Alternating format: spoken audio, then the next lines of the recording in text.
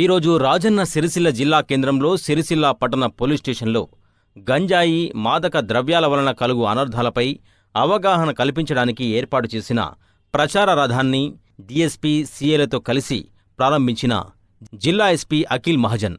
ఈ ప్రచార రథం పట్టణ పరిధిలో ప్రధాన కూడాల వద్ద వీధుల వెంబడి తిరుగుతూ గంజాయి మాదక ద్రవ్యాల వలన కలుగు అనర్థాలపై అవగాహన కల్పిస్తుంది.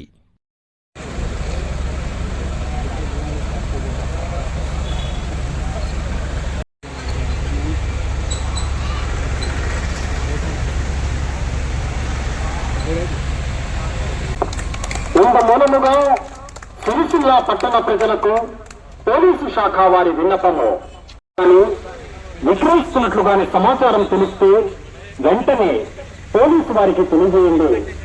గంజాయి సేవించిన వారిని యాంటీ డ్రగ్ కిట్స్ ద్వారా పరీక్షలు జరిపి అట్టి వారిపై చర్యలు తీసుకోబడను.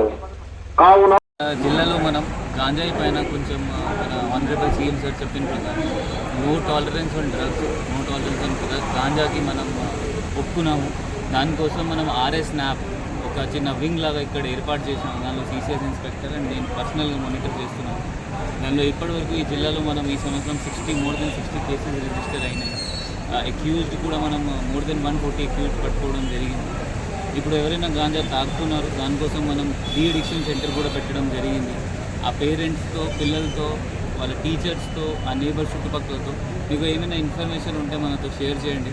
మన ఉద్దేశం మాత్రమే కేసు చేయాలి కాదు, ఎవరైనా మారడానికి వాళ్ళ ఇది డీ అడిక్షన్ సెంటర్లో వెళ్ళడానికి, వాళ్ళ ఇది అలవాటు ఎవరికి అయినాయి అది కూడా చేంజ్ చేయడానికి ఉంటే వాళ్ళ డీ అడిక్షన్ సెంటర్లో అడ్మిట్ చేసి వాళ్ళకి కరెక్ట్ కూడా చేస్తాము.